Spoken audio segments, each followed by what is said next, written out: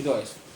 사랑과 은혜가 많으신 아버지 하나님 감사합니다. 하나님의 은혜 가운데 또 이 시간에 저희 신학 강좌 하나님의 큰일로 시작합니다. 주님께서 이 시간도 함께 해주시고 또 잘 이해할 수 있도록 사랑하는 성도들을 축복해 주시옵소서. 예수님 이름으로 기도합나이다. 아멘.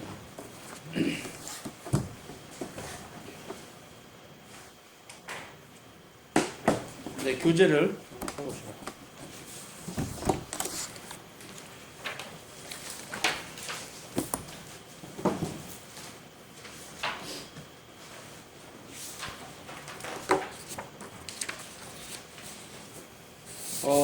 차례를 한번 보시면 사람의 최고의 소원에서부터 24 영생까지 이제 구조가 되는 걸 여러분 볼 수 있는데, 사람의 최고의 소원은 바비크가 글을 쓰는 방식이고, 2장에서부터 시작되는 8장까지 성경과 신앙고백까지 거기가 이제 성경론이죠. 그리고 이제 9장에서 신론이 11장까지 있고, 12장에서부터 이제 인간론이 있죠. 죄와 사망까지. 그 다음에 이제 14장에 은혜 언약과 언약의 중보자 해서 높아지신 그리스도의 사역까지 기독론이 있습니다. 성령을 주시면서부터 이제 구원론을 다루면서 바빙크가 좀 짧게 교회론과 종말론을 23장과 24장에 다루고 있습니다. 이런 구조는 바빙크 혼자만의 구조가 아니고요. 격기 신학을 이해하면서 상당히 중요한 구조고 흐름이고 그렇습니다. 그러니까 격기 신학에 있어서 가장 중요한 주제는 성경입니다. 성경이 어떠한 책인지가 확실하게 정리가 안 된 상황에서는 그 이후의 교리라는 것은 솔직히 의미가 없어요. 아니 또 교리가 정립도 안 돼요. 성경이 어떤 책인가를 이해하게 되면 이제 두 번째는 바로 그 성경 안에서 계시하신 하나님은 성삼일체 하나님. 그게 신론이죠. 신론이 당연히 성경론 다음에 붙습니다. 그래서 성경론과 신론이 개혁주 신학에서 핵심과 근간을 이루는 토대라고 할 수 있어요. 굉장히 중요합니다. 그리고 이제 신론 다음에 이제 제가 쓰는 방식은 예정론이 여기서 나오게 되어 있습니다. 예정론은 이제 조금 더 다른 표현은 신적 작정. 그러니까 거룩하신 성삼일체 하나님께서 그의 목적 가운데 세상을 창조하시고 인간을 창조하시고 아담의 타락을 허용 작정하셨을 때 그리스도 안에서 하나님 나라를 완성하시는 그런 신적 작정의 교리가 예정론으로서 있습니다. 그리고 이제 이 예정론 다음에 나타나는 것이 언약의 통일성의 교리가 있어요. 이 언약의 통일성의 교리는 신구약이 예수 그리스도의 십자가 사건으로 구약과 신약으로 경륜은 나누어지지만 본질은 우누스 하나다라는 이런 언약의 통일성의 교리가 굉장히 중요한 언약론입니다. 그래서 언약론 상당히 중요합니다. 개혁주의 언약론 무척 중요합니다. 왜냐하면 예정론에서부터 나왔기 때문에 이 개혁주의 언약론이 정리가 안 되면 그 이후에 구원론과 교회론이 막 흔들립니다. 그래서 이제 요즘 뭐 유행하고 있는 유행병처럼 돌아다니는 선택과 언약을 나누는 신학은 이미 언약론에 있어서 예정론을 파괴시키면서 신론을 파괴시키는 잘못된 교리입니다. 거기서부터 이제 발생한 구원론은 당연히 알면서 교리가 됐을 뿐이 없어요. 그래서 언약론에 있어서 개혁주의 언약론이 중요하고, 그리고 그 언약론 밑에 교회론이 있어요. 그래서 이 교회론은 결국 이제 개혁교회가 성경론, 신론 쭉 해서 왔을 때 이 교회론은 결국 장로 제도에 대한 의미, 이런 형태의 신적 기원, 장로제도의 신적 기원에 대한 장로교회 교회관.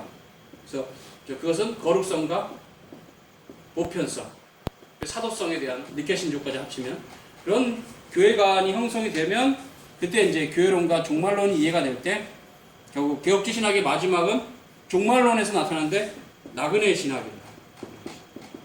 이 나그네 신학은 결국 어떤 형태로 우리가 이해할 수 있냐면 현재적인 신앙이에요. 이 현재적 신앙은 미래에 대해서는 하나님의 손에 맡기면서 과거의 것은 이제 하나님의 섭리로 돌리고 지금 내가 하나님 앞에서 어떻게 살아가야 되는가. 그래서 하나님 나라가 완성된 하나님 나라는 미래적인 게 맞지만 지금 완성이 되어져가는 하나님 나라는 현재적입니다. 그래서 하나님 나라는 죽어서 가는 나라가 맞지만 죽어서만 갈 수 있는 나라가 아니라 지금 개혁자들의 가르침도 그렇고 성경 전체 가르침도 그렇고 신자들이 믿음 안에서 이 땅에서 누려가는 나라가 하나님 나라예요. 그래서 이게 종말론적 신앙인데 나그네 신학 관련해서 현재적으로 하나님 나라를 누려가면서 결국 완성된 하나님 나라를 향해서 전진해가는 하나님의 백성의 신앙의 삶에 대해서 이제 종말론에서 얘기할 수 있고, 그래서 그 종말이 이제 두 가지로 나눠지죠.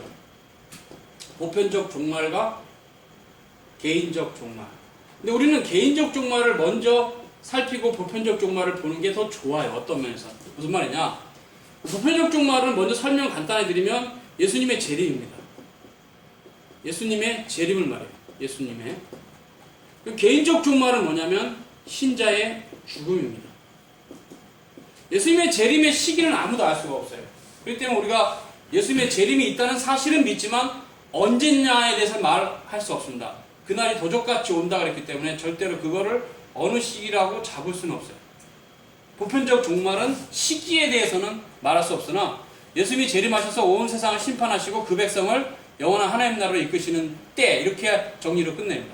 개인적 종말은 뭐냐? 신자의 죽음인데 이 신자의 죽음은 어느 정도 시간을 정할 수가 있습니다. 왜냐하면 한 사람이 태어나서 100년 이상을 거의 살 수 없기 때문에 지금 이미 성이 된 사람은 앞으로 100년 안에 누구든지 예수님을 만납니다. 그죠? 그렇기 때문에 주님께서 한 세대가 다 끝나기 전에 내가 다시 오겠다 그렇게 말씀하셨는데 그것을 보편적 종말론을 해석하면은 해석이 안 돼요. 왜냐하면 한 세대가 끝나도 주님은 안 오셨고 지금 2000년 동안 주님은 안 오셨기 때문에. 그러나 그 말을 개인적 종말론에 딱 비추는 순간 예수님 말씀이 확 들어옵니다. 무슨 말이냐면 너희가 내게 한 세대가 끝나기 전에 올 것이다 라는 거예요. 사도들의 그 주님의 말은 그런 의미였어요. 내가 안 오더라도 너희들이 내게 온다. 한 인생은 100년 이상 못 살기 때문에 이 100년을 한 세대를 잡는다면 한 세대가 다 끝나기 전에 너희들이 나를 볼 것이다. 그게 재림의 사상이긴 하지만 그 의미의 한 세대는 개인적 종말로 이해하자면 그렇게 이해를 할 수 있다는 거예요. 그래서 그 본문이 결코 틀린 건 아니에요. 근데 그 한 세대를 이제 보편적 종말론 관해서는 달리 또 해석할 부분이 있지만 주님의 그 계시된 말씀을 한 세대가 지나도 안 했으니까 틀렸다라고 보면 안 되고 개인의 종말도 보편적 종말에 연결된 결국 그런 의미가 있다 했을 때 그 의미는 이렇게 신자들의 죽음과 관련해서 볼 수 있죠. 그래서 이제 오히려 이 신자들의 죽음과 관련해서 개인적 종말론이 이 교회론과 종말론과 관련해서 상당히 연결이 돼요. 왜냐하면 보편적 종말론은 천년왕국서나 이런 게 해석이 되면서 이제 보편적으로 해석이 되는 게 있지만 실제로 개인 신자의 삶에 있어서 이 교회론 종말론의 부분이 개인 신자의 삶이거든요. 그리고 한 사람의 삶은 아무도 모르지만 대체로 한 살에 태어나서 한 70살이나 모세 이야기입니다. 모세의 시편 90편에 사람이 70이고 강건하면 80이라도라는 원리에 따라서 한 7, 80 정도 산다고 봤을 때 이 삶의 여정 자체가 결국은 종말의 의미와 관련해서 굉장히 신자들의 삶이 있기 때문에 종말로는 여러분이 항상 주님의 재림이 언젠지 이렇게 세아리지 마시고 우리의 생애가 아무리 오래 살아도 100년을 더 이상 못 산다면 남은 생에 주를 위해서 살자. 주를 위해서 살자 이렇게 맞습니다. 하나님의 영광을 위해 살아가는 삶의 그 가치에 대해서 이제 나그네 신학이 잘 설명하는데 이런 신학들이 정리가 돼야 마지막 교회론 종말론에서 나그네 신학이 정리가 되고 이 땅에서 일용할 양식 외에는 하나님을 알아가는데 온 생애를 바쳐야 되는 것이 모든 신자의 길이라는 걸 알게 돼요. 물론 그 중에 목사가 대표적으로 앞서가야 될 그 어떤 의무가 있지만 목사만 가시오하고 자기들은 딴 길을 간다? 그건 뭐 지옥 가는 길이 맞죠. 목사는 앞서가는 길이지만 당연히 신자도 그 길을 따라가야 됩니다. 목사가 올바른 길을 간다는 전제하에. 그렇기 때문에 이런 분간에서는 목회자와 성직자는 하나 앞에서 가는 길에 있어서 조금 부여된 직무가 목사가 더 무겁다는 것이지 갈 길이 다르진 않아요.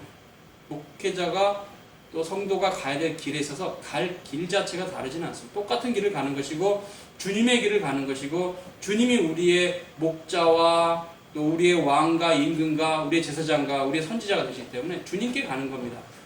근데 목사만 간다? 그러면 그건 잘못된 거죠. 목사와 교인이 함께 가는데 목사가 그 일에 조금 더 수고하는 형태가 있다라는 거죠. 그런 부분은 우리가 이제 원리적으로 봤고, 그러면 이제 오늘 우리가 살펴야 될 부분은 최고의 선에 대한 부분입니다. 최고의 선. 바빙크가 이제 아마 재추측컨대는 이런 말을 앞에 쓴 이유가 하이데베르 유리응답도 1문 1답이 인간의 최고의 위로가 뭔가 했을 때 거기 최고의 선의 부분이 살짝 나오거든요. 그래서 아마 하이데베르 응답에서 자랐던 바빙크가 이런 표현을 앞서 쓰지 않았을까 생각을 합니다. 그래서 제가 이거 복사를 못해왔지만 한번 봅니다. 아만두스 폴라누스의 신테그마 테올로기의 크리스찬티라는 저서에서 최고의 선을 조금 잘 간략하게 요약을 했어요. 그래서 우리 교재에 들어가기 전에 이걸 좀 살피는데요. 그가 5장에서 그 안에 있음으로 최고의 선에 대해서 이렇게 썼을 때, 철학에서의 최고의 선과 축복은 하나이고 동일하다. 그러나 신학에 있어서는 이 두 가지는 구별이 된다. 이렇게 얘기했습니다. 폴라누스는 철학에서 최고의 선과 축복이 동일하다는, 그러니까 철학은 최고의 선이 곧 축복이라는 거예요. 그것이 철학의 한계라는 것이죠. 근데 신학은 그렇지 않은데 최고의 선과 축복을 구별을 합니다. 그러면서 때문에 인간과 같은 이성 있는 피조물의 최고의 선은 오직 하나님 그분 자신뿐이시다. 그와 같이 그가 모든 궁극적인 선의 최초의 원리고 목적이 되신다. 그랬을 때 거기 이제 본문 라틴어로 좀 써줄게요.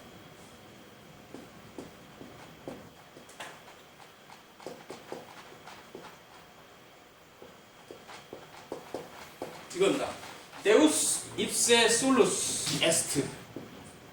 그러니까 하나님 그 자신만이 유일한 것이다 이런 뜻입니다. 그러면서 탕구방 그럼에도 불구하고 동일하게 또 뭐가 있냐면요. 프리문 이것은 영어로 first. 프리문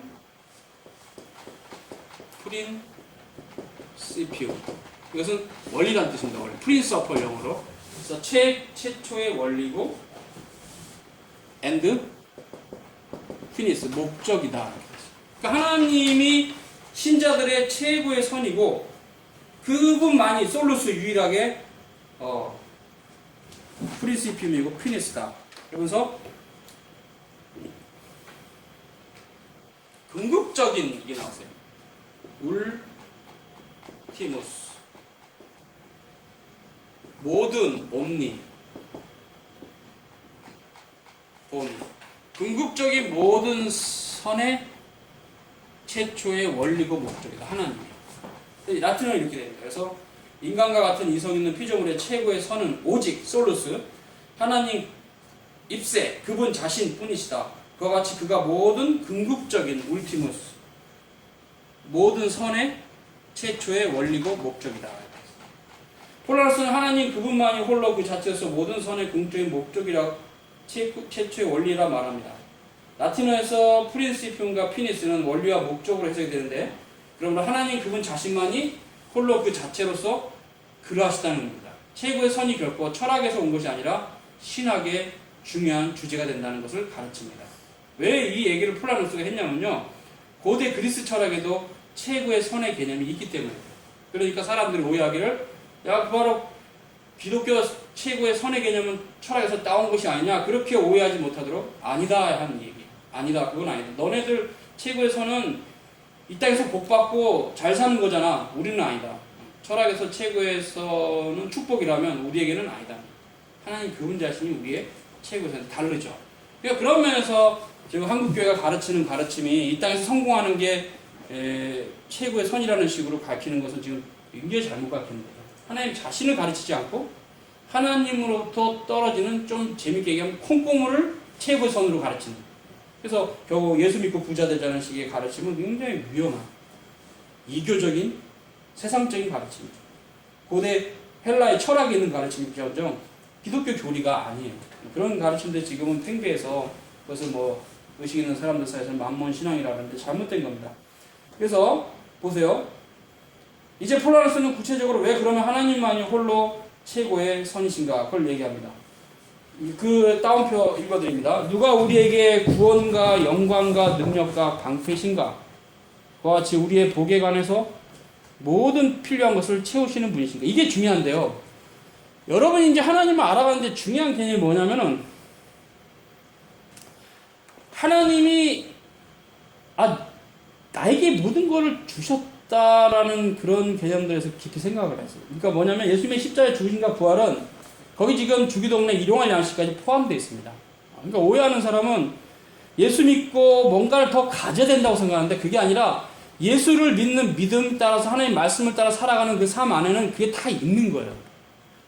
그러니까 그거를 하나님 저에게 뭘 주십시오. 아니, 예수님의 십자가와 부활 안에 이미 다 주셨어. 이게 복음이거든요. 은혜고. 근데 자꾸 내가 뭔가를 하면, 11조를 잘하고, 교회를 안 빠지면 하나님 복 주신다. 이런 식의 사고 구조가 굉장히 그리스도의 십자가의 구속 사건을 약화시키고 비참하게 만드는 잘못된 길로. 그게 아니라 하나님은 우리의 모든 것을 이미 채우신 분이에요. 그렇기 때문에 예수 그리스도를 믿는다면 여러분이 믿음 안에 다 있습니다. 믿음 안에 다 있어요.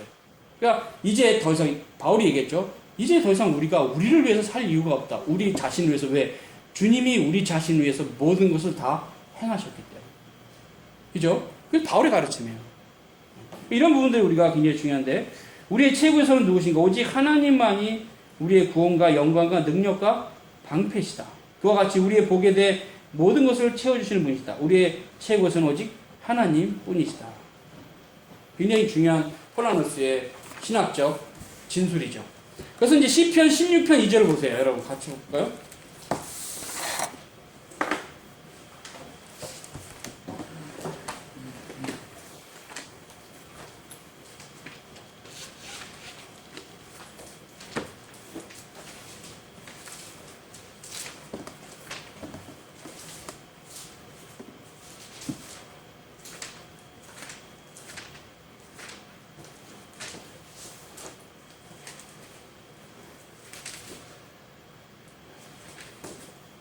시편 16편 2절.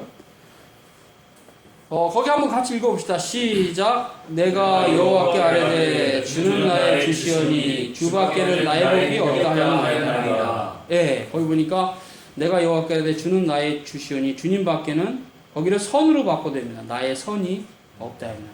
그러니까 하나님이 최고의 선이라는 이런 의미가 여기 지금 히브리어에도 있다는 것이죠.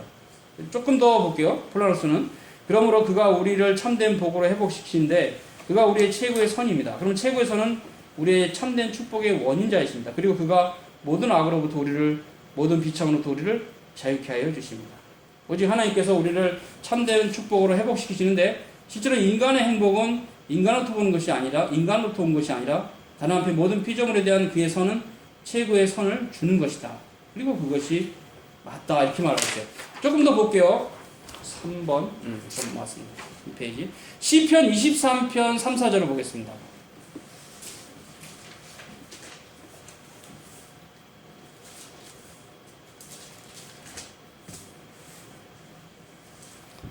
네, 봉독해 드리겠습니다. 다시 읽까 시작. 내 영혼을 소생시키시고 자기 이름을 위하여 의의 길로 인도하시는도다. 내가 사망의 심한 골짜기로 다닐지라도 해를 두려워하지 않을 것은 주께서 나와 함께 하시리라. 주의 지팡이와 막대가 나를 안위하시나이다. 네, 이 부분에 있어서 우리가 지금 현대 한국 기독교가 갖고 있는 큰 위험성은 뭐냐면 저도 많이 들어봤지만 주님이 나를 위해서 있다는 오해를 하고 있어요. 한국 교인들. 주님이 나를 위해서. 내가 부자 되기 위해서 있고 주님은 내가 건강하게 살기 위해서 있고 나의 웰빙을 위해서 있고 나의 성공을 위해서 있다. 이런 식으로 배움을 받은 경우가 있는데 실은 그렇지 않습니다. 3절을 보세요. 거기 내 영혼을 소생시키시고 자기 이름 하나님의 영광을 위해서 우리를 의의 길로 인도하셨습니다. 하나님은 우리를 구속하신 목적이 그의 영광을 위한 것입니다. 하나님은 하나님을 위하십니다. 그게 기독교입니다. 인간으로부터 나와서 인간으로 돌아가는 것은 기독교가 아닙니다. 하나님으로부터 나와서 하나님으로 돌아가는 게 기독교입니다. 근데 지금 한국의 기독교는 이상하게 인간화된 기독교가 돼갖고 항상 구원론 얘기하면 나를 하나님 나를 사랑하시고 다 맞는 얘기예요. 근데 그게 나의 이기적 욕망이나 거짓된 길을 가는 거를 하나님이 부추긴다는 식으로까지 오해하는 사람이 있다. 내가 하는 모든 건 선이다. 왜? 하나님이 나의 하나님이니까. 그런 식으로 이해하면 안 돼요. 하나님의 객관적인 모든 자들이 동의할 객관적인 뜻이 무엇인가? 그게 이제 정통교리인데 그 뜻에 내가 순종하는 것이 하나님의 뜻입니다. 나를 위해서 죽으신 거 맞아요. 그것은 이제 내가 나를 위해서 살 필요가 없다는 의미로 이해를 해야지, 십자가에 죽으셔서 종교적으로는 나를 위해서 죽으시고 이제 물질적으로는 돈도 많이 주시는 하나님, 이런 식으로 해서 성공신화를 기독교를 통해서 쓰고자 하는 자들은 멸망으로 갈 자가 많습니다. 절대 아닙니다. 그런 게 아니에요. 하나님은 자신을 위하십니다. 우리는 그를 위해서 택함을 받은 사람입니다. 맞죠? 그래서 이제 거기니까 자기 이름을 위하여, 솔리 데오 글로리아로 해석하면 됩니다. 자기 이름을 위하여 우리를 의의 길로 인도하십니다. 그 백성은 내가 사망의 음침한 골짜기로 다닐지라도 해를 두려워하지 않을 것은 주께서 나와 함께 하십니다. 임마누엘 사상이 있잖아요. 그것이 지금 솔리 데오 글로리아하고 연결되잖아요. 3, 4절에서 주의 지팡이와 막대가 나를 안위하시나이다. 이것이 이제 에베소를 쳐보세요. 이 에베소 굉장히 중요한데, 이것이 바울의 예정론이 잘 담겨 있으면서 에베소 전체가 교회론을 담고 있다는 거예요. 근데 이제 이 본문은 뭐 교회론까지 있을지 모르지만, 에베소 1장 3절에서 제가 10절까지만 한번 보세요. 찬송하려다 하나님 곧 우리 주 예수 그리스도의 아버지께서 그리스도 안에서 하늘에 속한 모든 신령한 복, 그 신령한 복을 여러분 줄치시고, 그 신령한 복이 뭔가 그걸 이제 4절에 우리에게 복 주시되, 곧 창세전에 보세요. 창세전에 그리스도 안에서 우리를 택하셨다. 우리를 사랑 안에서 그 앞에 거룩하고 흠이 없게 하시려고 그 기쁘신 뜻에 우리를 예정하셨다. 예정론이 성경에서 나온 겁니다. 예수 그리스도로 말미암아 자기 아들들, 입양입니다. 존 포베스가 이 관점에서 굉장히 글을 잘 썼어요. 입양하셨다는 거죠. 아들 되게 하시니 이는 6절을 보세요. 왜 우리를 그의 아들로 입양하셨는가? 6절에 목적이 있습니다. 피니스, 그의 사랑하신 자 안에서 우리에게 거저 주시는 바 하나님의 은혜의 영광을 찬미하게 하려고 우리를 선택하셨다고 그랬어요. 우리가 그리스도 안에서 그의 은혜로운 풍성함을 따라 그의 피로 구속 곧 죄사함을 받았으니 이는 그가 모든 지혜와 총명으로 우리에게 넘치게 하사 그 뜻의 비밀을 우리에게 알리셨으니 곧 그 기쁘심을 따라 그리스도 안에서 때가 찬 경륜에서 예정하신 것이니, 그죠? 하늘에 있는 것이나 땅에 있는 것이 다 그리스도 안에서 통일되게 하려 하심이라. 그래서 거기 12절을 볼게요. 그리스도 안에서 전부터 바라던 우리로 그의 영광의 찬송이 되게 하려는 겁니다. 여기도 목적이 한 번 더 나오죠. 하나님의 영광의 찬송이 우리가 되게 하고자 우리를 선택했다 그랬어요. 그러니까 지금 기독교 많이 가르치는 그런 나를 위해서 죽으셨다 그런 말이 틀렸다는 말이 아니라, 그 말이 조금씩 그 궤도를 이탈하면 하나님이 나를 위해서 있는 것처럼, 아닙니다. 하나님이 오히려 우리를 선택하신 목적 자체가 하나님의 영광을 위해서 있어요. 솔리 데오 글로리아가 개혁주 신학의 핵심입니다. 오직 하나님의 영광을. 그런 부분이 로마서 11장과 연결되죠. 로마서는 제가 설명한 대로 1장에서 11장이 전반부, 12장에서 16장이 후반부, 1장에서 11장은 교리서, 12장에서 16장은 실천서, 이렇게 보면 돼요. 그때 11장과 12장이 중요한데 특히 마지막 단락이 중요합니다. 보세요. 33절에서부터 공부합니다. 다 같이 읽어봅시다. 시작. 깊도다 하나님의 지혜와 지식에 부여하며 그의 판단을 측량치 못할 것이며 그의 길은 찾지 못할 것이로다. 누가 주의 마음을 알았느뇨? 누가 그의 모사가 되었느뇨? 누가 주께 먼저 되어서 그 힘을 받겠느뇨? 이는 만물이 주의 마음으로 주로 말미암고 주에게로 돌아갑니다. 영광이 그에게 세세이르다. 아멘. 예, 1절 2절도 같이 있습니다. 한 번만 더. 시작. 그러므로 형제들아 내가 하나님의 모든 자비하심으로 너희를 권하노니 너희 몸을 하나님이 기뻐하시는 거룩한 산제사로 드리라. 이는 너희의 영적 예배이라. 너희는 이 세대를 본받지 말고 오직 마음을 새롭게 하고 변화를 받아 하나님의 선하시고 기뻐하시고 온전하신 뜻이 무엇이 분별하도록 하라.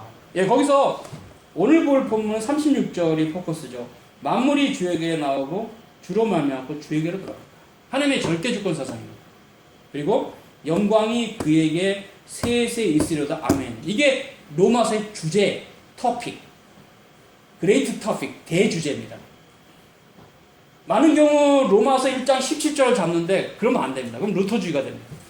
이게 개혁주의 신학이 얘기하는 로마서 11장이 대주제고 로마서 1장 17절은 뭔지 모르실까봐 궁금합니다. 거기 복음에는 하나님의 의가 나타나서 믿음으로 믿음에 이르게 하나니 기록된 바 오직 의인은 믿음으로 말미암아 살리라.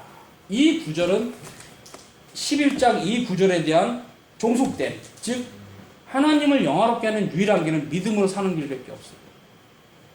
그래서 그 헬라어 구조가 우리에게 주는 게 있는데 어떻게 되냐면 대충 오직 의인을 할 때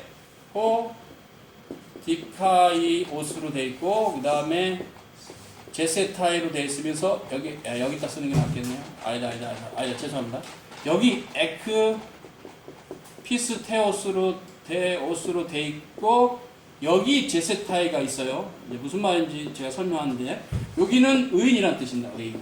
이거는 살리라. 이것은 믿음으로. 자, 이게 이제 우리가 주는 구조가 우리에게 주는 의미가 있는데 에크피스테오스가 가운데 있으므로 의인은 믿음으로 돼요. 즉 믿음으로 에크피스테오스 믿음인데요. 믿음으로 의인이 돼요. 맞습니다. 근데 또 그 의인의 삶이 완성되는 것은 믿음으로 살을 때. 그죠? 그러니까 지금 바울이 이 본문을 통해서 우리가 이걸 이런 식으로 한번 해석해 보자는 거죠. 바울의 그 로마서의 구조가 담겨 있어요. 즉 1장에서 11장은 앞이 있고 어떻게 믿음으로 의롭게 되는가를 잘 설명하고 있고 12장에서 16장은 살리라. 어떻게 믿음으로 살 것인가를 설명하고 있어요. 비록 여기가 짧고 여기가 길지만 구조는 이 구조로 되어 있어요. 로마서가. 그래서 믿음으로 의롭게 되는데 믿음으로 의롭게 된 사람은 그 믿음으로 살아야 된다는 말을 바울이 하고 있어요. 그러니까 바울 서신 로마서 안에 로마서를 믿음장이라고 하지만 행함을 강조하지 않는 게 아니라 믿음으로 살아야 된다고 말하고 있어요. 그러니까 결국 로마서도 삶을 말하고 있거든요. 그래서 이제 우리가 믿음으로 사는 삶에 대해서 야고보서가 잘 얘기하기도 하지만 로마서 12장에서부터도 설명합니다. 그래서 다 정리하면 이 로마서 1장 17절은 바로 로마서 11장 그것에 대해서 어떤 실천사항이랄까 내지는 그 영광에 이르는 수단, 방법을 이게 말하고 있어요. 그래서 믿음으로 의롭게 된 사람이 해야 될 일은 11장 36장 만물이 그렇구나 하고 그로 말미암고 그에게 돌아가니까 그에게 영광을 돌리는 삶을 사는 것이 바로 믿음으로 사는 삶 연결되죠.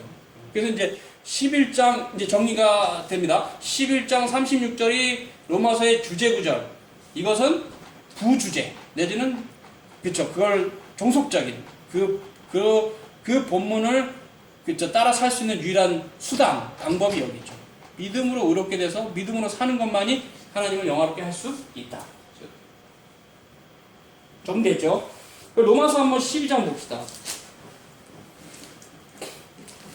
로마서 12장을 보면은 거기 이제 재밌는 본문이 나와요. 그게 뭐냐면은 행함에 대해서 얘기를 할 때 실천에 대해서 얘기할 때 바울이 뭘 얘기하는지를 이제 제가 이제 원문을 기억하고 있으니까 원문을 봅니다. 그러므로 형제들아 내가 하나님의 모든 자비하심으로 너희를 권하니 너희 몸은 하나님 기뻐하시는 거룩한 산 제사를 이거는 원문하고 한글 번역이 잘 됐어요. 이는 너희의 드린 이것만 제가 쓸게요. 로기켄 라트레이안 이렇게 돼 있어요. 로기켄 라트레이안이란 말은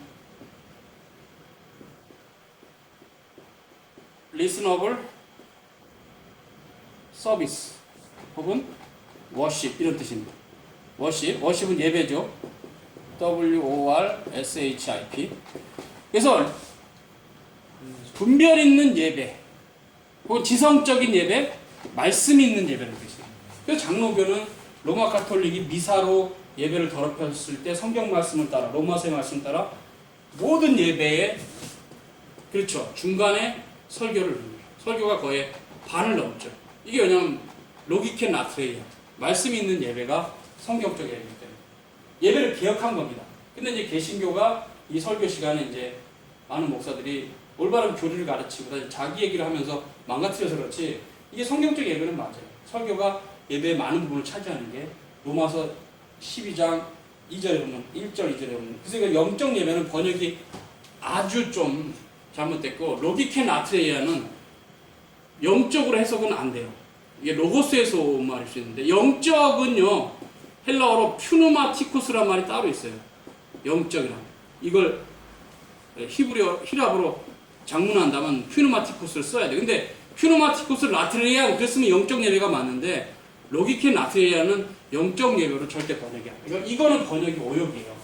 그래서 제가 이거를 헬라어를 또 가르쳐뒀고, 그 다음에 2절은 오역은 아닌데 한글로 표현이 안 돼요. 보세요. 너희는 이 세대를 본받지 말고 오직 마음. 이 마음은 헬라어는 누스로 되어 있어요. 헬라어의 누스는 인텔리젠트. 지성이잖아요. 그죠? 지식을 말하기도 하죠. 지식을 인식하는 능력. 이게 이제 누스인데, 지금 바울이 누스로 하고 있어요. 그러면 제가 이제 다시 번역해 볼게요. 너희는 이 세대를 본받지 말고 사고방식을 새롭게 함으로 변화를 받아. 사고를 뜯어고쳐야 돼. 참다운 기독교인이 되고 싶으면 하나님 말씀으로 자신의 미신적인 신앙, 그런 사고방식, 잘못된 교리를 다 뜯어고쳐야 돼. 그리고 성경 말씀으로 내가 갖고 있는 생각을 버리고 하나님 말씀을 따라가요. 그래서 이게 사고방식을 새롭게 함으로 변화를 받아. 하나님의 선하시고 기뻐하시고 온전한 뜻이 무엇인지 분별하도록 하라. 그래서 이게 누스예요. 이 누스는 어디 나오냐면요, 재밌는 것은 로마서에서 보세요. 11장에 34절을 보세요. 누가 주의 마음을 알았느냐. 그건 누스로 되어 있어요. 그죠? 우리가 마음 그러면 좀 감성을 느끼잖아요. 그죠? 하트. 근데 아니에요. 지금 헬라어에서는 이 마음이 인간의 감성을 말하는 게 아니라 지성을 말해요. 인텔리젠트. 이런 부분들이 있어서 제가 많이 이제 정리했던 개념들은, 인간의 마음은 지성적 마음과 감성적 마음과 의지적 마음이 있다. 이거 이제 지정의라 하죠. 응? 있는데, 지금 칼빈도 기독교학의 1권 1문에서 얘기지만, 1권 1자에서 얘기지만, 노티티아 데이. 이 노티티아 데이가 실은 누스라고 봐도 돼요. 누스. 칼빈이 정확하게 봅니다, 성경. 로마서를 정확히 보고 있어요. 헬라어를 아시는 분들. 누가 주님의 누스를 알았느냐? 누가 그의 모사가 됐느냐? 모사라는 건 이제 군대에서 치면 이제 사령관이나 참모 총장 이런 게 이제 모사들인데, 전쟁을 치르는 군인이 감정적으로 전쟁합니까? 머리를 써서 이렇게 전략을 짭니까? 머리를 쓰죠. 이 모사라는 말과 마음이 일치하려면 이 마음이 감성적인 마음이 아니라 지성적 마음이 맞아요. 근데 헬라어로 누스가 있다는 거 보니까 바울은 일관되게 하나님의 지식, 즉 하나님의 심볼로스, 지혜, 지식, 누스, 모사 이렇게 쓰고 있어요. 그죠? 보세요. 33절은 하나님의 지혜, 지식, 그죠? 판단, 그죠? 34절은 누스, 모사. 이 쭉 개념은 어디로 가냐면은, 여러분 어디로 가시면 되냐면 10장으로 가세요. 로마서. 사도 바울이 자신의 족속들, 즉 유대인들에 대한 사랑이 넘쳤어요. 그래서 10장이 나온 건데 보세요. 형제들아, 내 마음에 원하는 바와 하나님께 구하는 바는 이스라엘을 위함이니 곧 저희가 구원을 얻기를 원한다.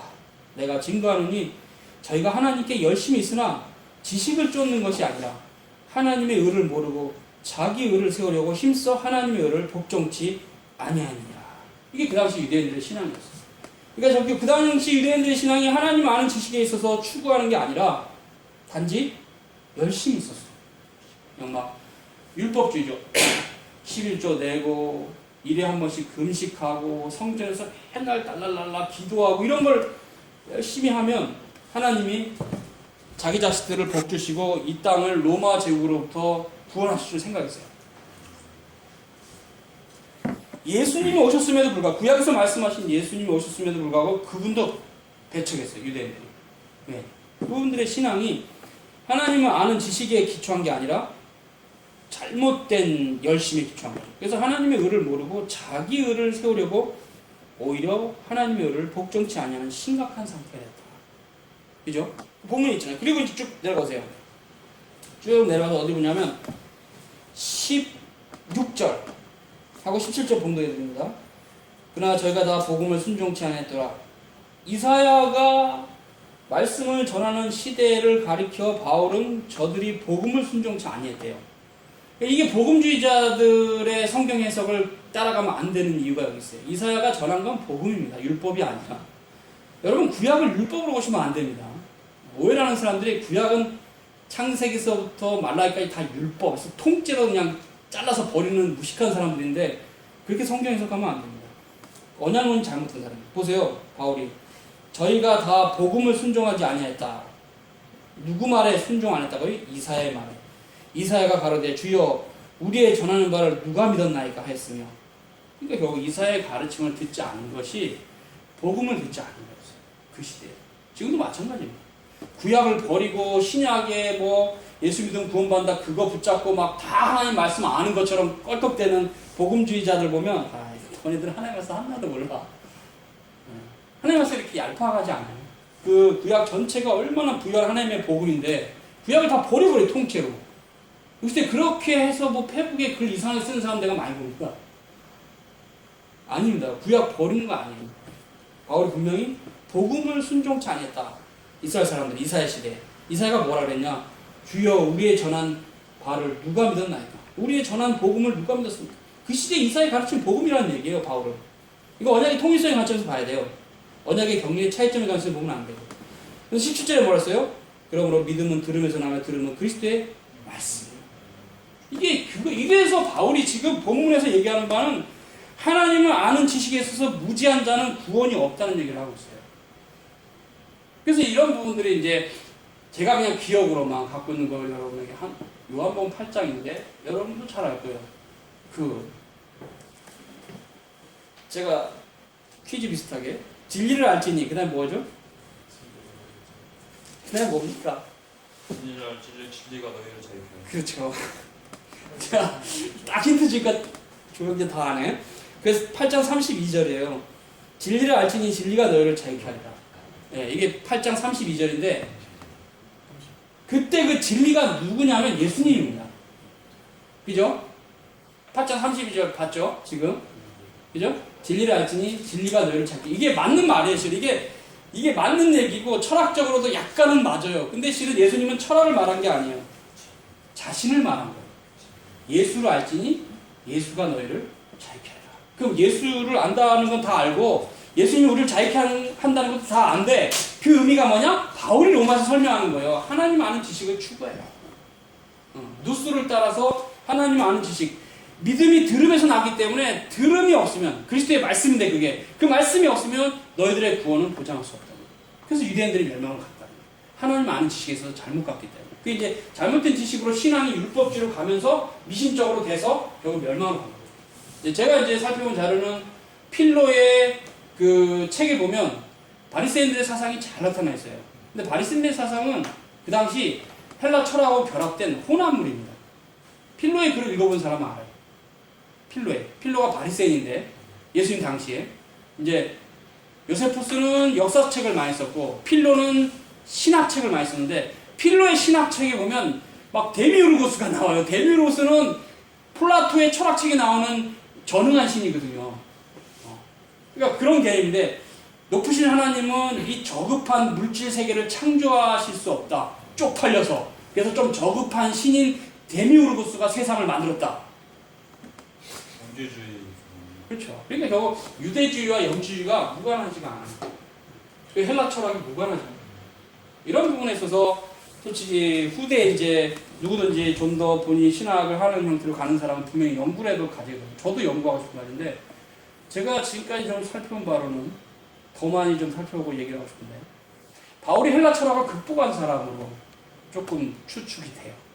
제가 이걸 다 완전히 그냥 글을 써서 논문하면 발표해야 되는데 공부하다가 좀 스톱해놨는데 거기까지는 본 적이 있어요. 그러니까 바울은 이미 헬라 철학을 다 마스터한 사람으로서 복음을 알고 나서는 헬라 철학이 어디에 한계인지 알고 있어요. 그러니까 유대인들을 보면 쟤네들이 어디서 헤매는 걸 바울은 알고 있어요. 근데 유대인들은 몰라요. 바울보다 멘탈이 떨어집니다. 바울은 그 당시에 그리스 철학의 한계가 뭔지 알아서 너희들이 이름도 모르고 섬기는 신, 그가 여호와 하나님이다, 성삼치 하나님이다 가르친 거예요. 아테네에서. 애들이 뭔 소리 하는 거예요. 에피쿠로스가 철학자인데 스토아하고 야, 이 말장이한테 좀 얘기 좀 더 듣자. 복음이 뭐냐? 그러니까 나다다다다 가르치니까 바울 앞에서 말을 못했어요. 바울이 실로 말을 잘하는 사람이 아닙니다. 바울이 말을 잘하는 사람이 아닌데 떠듬거리고 말해도 논지가 정확하고 자기들이 아무것도 할 말을 하지 못하도록 학문적으로 정확하게 제시하니까 에피쿠로스학파, 스토아파 철학자들이 입을 다물었어요. 그것이 아테네에서의 바울의 전설. 그러니까 그리스 너희들의 모든 철학이라는 것은 여호와 하나님 아래에 있는 거야. 너희들이 헤매서 지금 그렇게 철학이라는 게 생긴 건데 데미우르고스 믿지 마. 플라토의 철학 믿지 마. 여호와 하나님께로 돌아와. 이 말이에요, 실은. 바울은 헬라 철학을 극복한 사람인데 진짜 쪽팔리게도 17세기, 8세기 이후에 10세기까지, 13세기까지 스콜라 철학자들은 완전히 헬라 철학의 노예가 됩니다. 그것이 아리스토텔레스의 철학으로 무장한 토마스 아퀴나스. 그래서 로마 카톨릭의 신학은 헬라 철학의 또 제자입니다. 제자. 이게 좀 아쉬워요. 그러니까 종교개혁자들이 우리가 위대하다고 볼 수 있는 것은 그걸 극복을 했어요. 칼빈이나 찜근이나 부처나 불린거는 그 당시 에라스무스가 바로 그런 인문학적인 소양을 주면서 영향을 줬을지라도 거기는 로마 카톨릭에 머물렀는데 그 후대인들은 로마 카톨릭을 벗어나서 종교를 개혁했어요. 그 종교개혁의 원리가 굉장히 중요합니다. 그래서 지금도 우리 시대 교회는 종교개혁 사상으로 돌아가야 돼요. 그게 만만한 사상이 아니에요. 로마 카톨릭, 그 천년의 로마 카톨릭의 아성을 부셔버리고 하나님 나라로 돌아가. 바울의 가르침으로 돌아가고 초대 교부들로 돌아간 가르침. 근데 지금 이 종교개혁을 연구하는 것이 있나요? 드물죠. 있긴 있겠죠. 너무 드물고 없어요. 그래놓고 맨날 지금 21세기는 발전된 시대라 그래갖고 공부도 안 해. 그쪽은 16, 17세기 낡은 학문 이런 식으로. 아닙니다. 우리가 진리로 돌아가고 있어서 사도 바울로 돌아가고 싶으면 반드시 16, 17세기 종교개혁으로 돌아가고 그리고 나서 교부들의 신학으로 가야 돼요. 그러니까 그때 이제 칼빈이나 이런 분들, 칼빈이 이제 전 세대 칼빈주의자들의 정리니까 칼빈 이전은 별로 중요하지 않고 역사적인 가치만 있고, 이제 칼빈의 신학을 보면 기독교학만 봐도 굉장히 중요한 사상입니다. 그 기독교학을 따라서 후대 베자나 프랑스 신앙 고백이나 잉글랜드와 스코틀랜드의 퓨리탄들의 역사라는 것은 진리에 대해서는 정리가 끝난 거예요. 그 이후에 발전이 없기 때문에. 그래서 진리에 대한 완결판으로서 웨슬리 신앙 고백을 늘 얘기를 하는데 이런 부분에 있어서 같이 연구했던 사람들이 거의 없다 보니까 굉장히 생뚱맞다고 생각하는 거예요, 사람들. 근데 지금 이제 그런 부분은 더 후대 역사를 보면은 맞아요. 18세기 이후에 신학의 역사가 어떻게 왔는지를 보면은 17세기 밑으로 가면 끝난다. 신학이 망가진다는 거. 망가졌고 역사적으로. 역사적 예술을 찾아가거나 예수님의 신성을 부인하거나 뭐 모세오경이 모세글이 아니라고 하거나 이런 식의 신학이 엄청나게 활성화되면서 제가 아는 개혁신학도 같이 그 이후 신학은 몰락해 간 것 같아요. 그래서 선택과 언약을 나누는 것 같아요. 몰락한 신학이라고 볼 수 있어요. 18세기 이후에. 그러니까 이제 이런 부분들을 우리가 좀 살펴야 되는데 그래서 우리는 16, 17세기 종교개혁 사상을 많이 소중히 여겨야 된다. 한글로 나와 있는 책이라도 열심히 탐독하면서 방향들을 잡아야 되고 또 그런 부분에 있어서 지도도 제가 할 수 있는 만큼 하는데 그래서 하나님 말씀에서 우리가 이제 들어가기 전에 칼빈이 얘기한 대로 올바른 교리로 들어가지 않으면 너희들은 잘못 간다. 맞아요. 진짜 그거는 목사라도 마찬가지예요. 목회자라도 올바른 교리가 없이 성경으로 바로 들어가는 순간 성경을 자의적으로 해석하고 싶은 유혹을 받고 자기 마음대로 해석하면서 이제 맛이 나. 정리됐죠? 그래서 이제 이런 부분과 관해서 이제 우리가 진리를 알지니 진리가 너희를 자유케 하는 의미가 무엇인지를 주님이죠, 주님. 그러니까 이제 이런 부분이 참 중요한 개념인데 이 한 얘기만 하고 넘어갑시다. 진리를 알지니 진리가 너희를 자유케 하려 했죠. 그러면 예수님이 진리인데 그러면 진리가 그럼 뭡니까? 힌트, 페르소나. 한국말로 진리가 뭡니까? 진리가 뭡니까? 알레스이어. 진리는 헬라어로 알레스이어인데 진리는 페르소나야. 진리가 뭡니까? 한국말로 그러면. 제 의도를 알아야 돼요? 인격. 그렇죠. 진리는 인격이에요. 응? 그러니까 파편적인 지식 갖고 있는 사람은 진리를 갖고 있는 사람이 아니에요. 예수처럼 되어가는 사람이 진리가 있는 사람이에요. 이 때문에 신앙이 지식이 쌓여가는데 교만하거나 겸손치 못한 사람은 잘못 가고 있어요. 진짜 하나님 말씀 알아가면 낮아질 수뿐이 없어요. 얼마나 우리가 큰지 이제 알아요.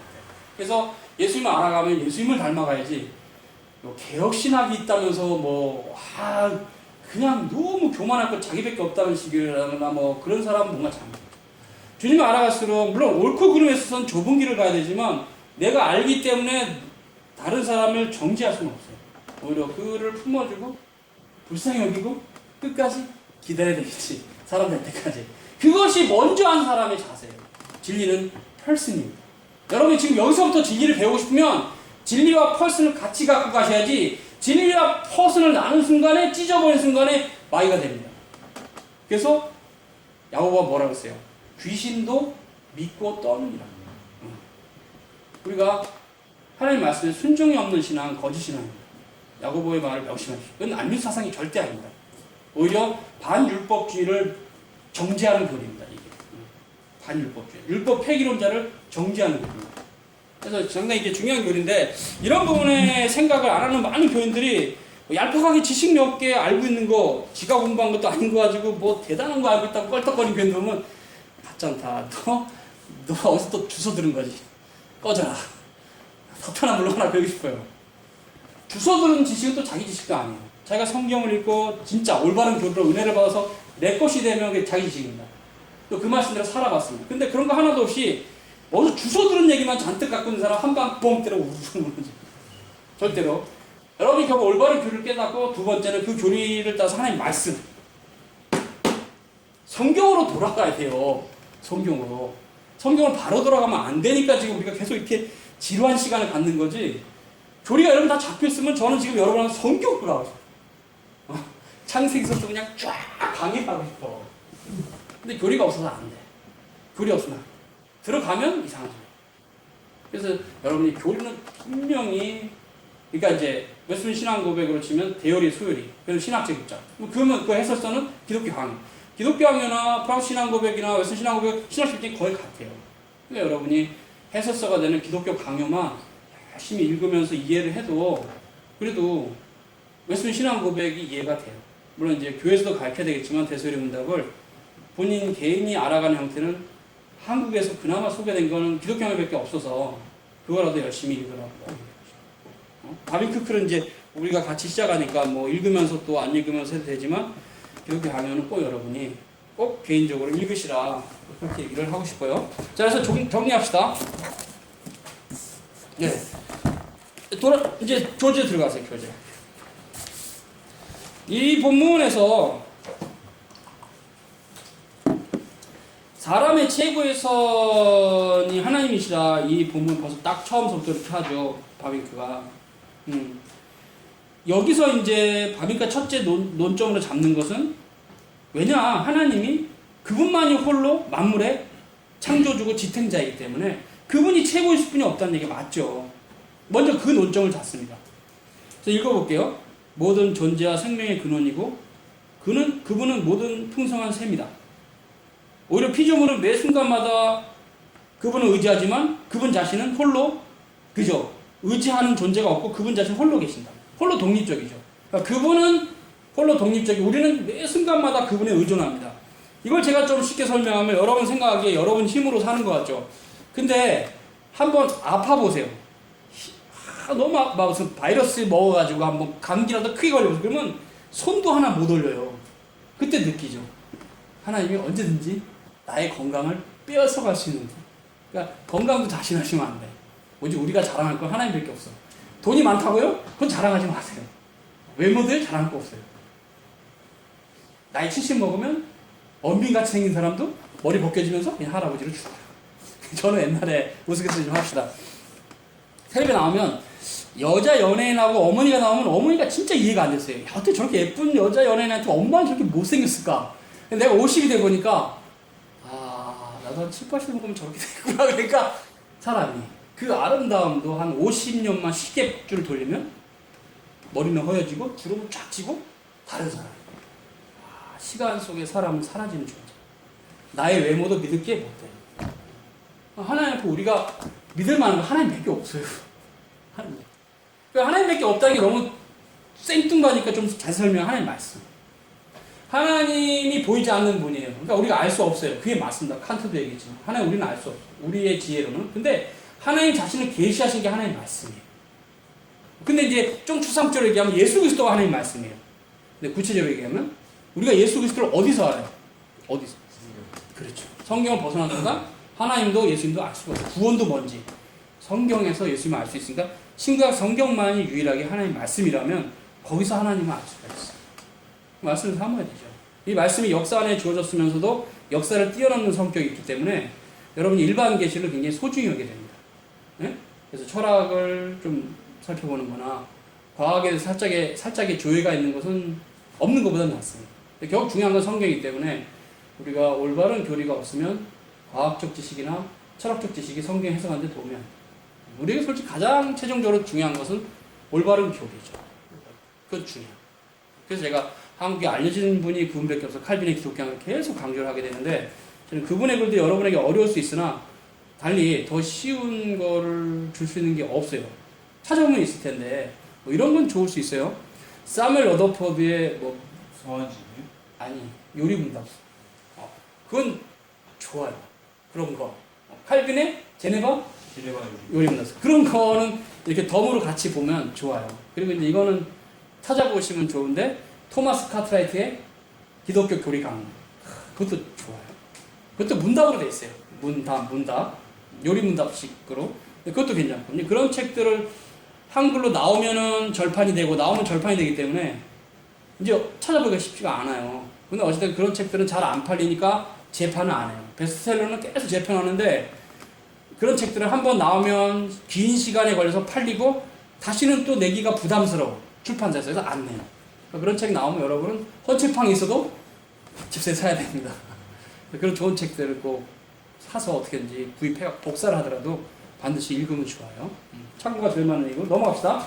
그래서 쭉 넘어가고 보세요. 이제 바비가 뭔 얘기하냐면요.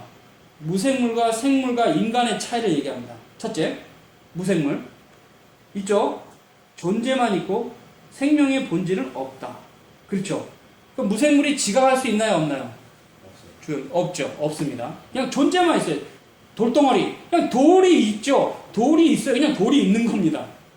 무생물은 존재만 있고 생명의 본질에는 없다. 관여가 안 된다.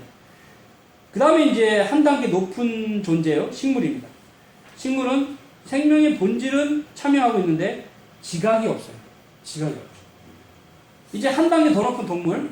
존재와 생명 이외에 지각도 있지만 눈에 보이는 감각적인 지각에 불과해요. 그죠? 눈에 보이는 성경책을 읽고 개가 하나님을 찬송합니까? 아니죠. 동물은 먹는 거는 딱 성경책 놓고 개가 좋아하는 음식 두면 개는 음식 같죠. 사람은 하나님의 말씀 금식을 하면서까지 읽을 수도 있어요. 어떤 순간에는. 인간이 인간인 게 하나의 형상이라는 게 그런 데나. 그래서 바비가 잘 표현했어요. 동물은 존재와 생명 위에 일종의 지각 같은 것을 가지고 있지만 오로지 눈에 보이는 감각적인 주변의 것들에 대한 감지만 할 수 있는 지각이다. 이것은 땅의 일들만 지각하나 하늘의 일은 지각할 수 없다. 굉장히 중요한 개념이에요. 동물에 대해서. 좀 내려가 봅시다. 사람. 근데 사람의 경우는 다르다. 애초부터 하나님의 형상과 모양을 따라 창조받은 피조물이요. 이러한 신적 기원과 신적 근사성을 절대로 지우거나 파괴하셨다. 이야, 바비큐 진짜 대단한 분이죠. 사람이 죄로 인해서 하나님의 형상 속에 포함된 바 영광스러운 속성들을 잃어버리긴 했으나 그럼에도 불구하고 적게나마 아직 남아있다. 그러므로 이러한 것들은 사람에게 재체 구성하는 데만이 아니라 사람의 과거의 위험을 입증하고 또한 사람의 신적 부르심과 천상적인 운명을 계속해서 생각나게 하기도 충분한 것이다. 사람의 모든 사고와 모든 일에 있어서 그의 전 삶과 활동에 있어서 사람은 육신적인 세계가 제공하는 것도 당연히 취하지만 그걸로 도저히 만족할 수 없다. 그래서 철학자들 중에서도 배부른 돼지가 되느니 배고픈 소크라테스가 되겠다. 그런 말도 있는 것이.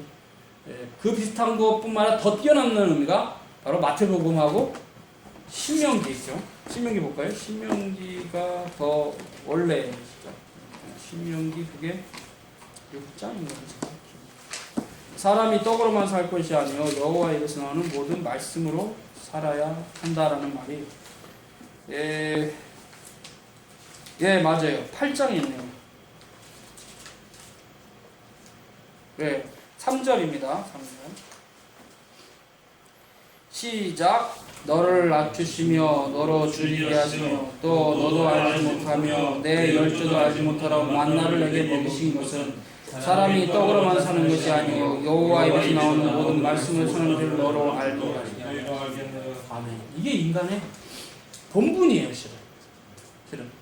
예수님이 우리에서 죽으시고 부활하신 목적이 여기 있어요. 너희 안에 나의 말을 심고 너희가 내 백성이 되고 내가 너희 하나님이 되고자 내가 너희를 찾아왔다, 이런 거. 됐죠? 그래서 이게 인간의 실은 중요한 거죠. 사람이 떡으로만 살 수 없어요. 하나님이 입에서 나오는 말씀으로 살아야 됩니다. 세상 사람들 그걸 모르니까 이제 자기 마음대로 살지만 넘어갑시다. 그래서 사람이 이러한 감각적인 지각과 감각적 의식은 동물과 공동체인 것이다. 그렇죠. 사람도 배가 고프면 시장기를 느끼고 밥을 먹습니다. 동물과 같아요. 그러나 이런 것에 우선해서 사람은 지성과 이성이 부여됐기 때문에 감각적인 형상을 뛰어넘는 세계 바깥으로 자기 자신을 끌어올려서 형이상학이죠. 무형의 사상세계와 영원한 관념으로 나아간다. 이게 인간이에요. 그죠? 그래서 이제 실은 하나님이 없어도 인간은 철학이나 재현과학이나 이런 걸 통해서 영원한 것을 추구하는 겁니다. 어쩔 수 없이 인간은 그렇게 하나의 형상으로 되어 있기 때문에. 그래서 이제 이런 부분들이 우리가 깊이 생각해야 될 부분인데 뭐냐면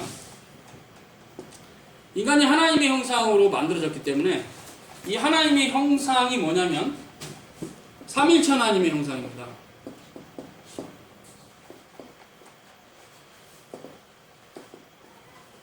자, 그리고 관련 구절은 창세기 1장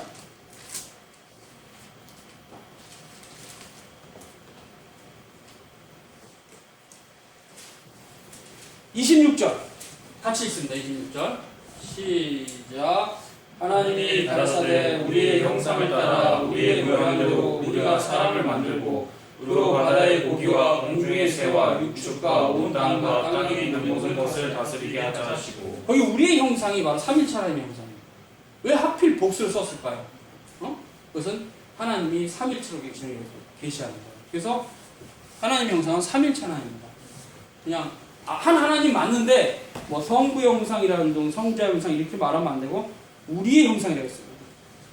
하나님이 우리의 형상을 따라 우리의 모양대로 우리가 사람, 이 복수가 의도적으로 쓴 겁니다. 모세 자체도 삼일체 하나님을 알고 있어요. 그리고는 27절은 이제 단수 형태로 하나님이 자기 형상, 하나님의 형상대로 해서 이렇게 일체도 얘기하고 있어요. 그러니까 저 26절은 3이라면 27절은 일체죠. 26절과 27절에 간접적으로 삼일체가 계시되고 있어요. 하나님은 우리에게 자신의 형상, 즉 삼일체 하나님의 형상으로 우리를 만드셨어요. 그죠? 그러면 이제 이 삼일체 형상으로 만드신 하나님께서 우리에게 주신 계명이 뭐냐면 십계명이에요. 이 십계명을 실은 첫사람 아담에게 줬는데 아담이 파기시켰어요. 그래서 남아있는 게 깨어져 버린 두 번째 돌판과 흔적만 남고 사라져버린 첫 번째 돌판이 인간의 마음 안에 있어요. 네? 인간의 마음. 그래서 그게 학문도 발달하고 다 그러는 겁니다. 근데 이런 형태를 결국 희미하게 갖고 있는데 이런 신적인 기원이 있는 인간의 존재에 대해서 인간 스스로가 버린 것이 18세기의 계몽주의. 인간은 원숭이에서부터 진화됐다.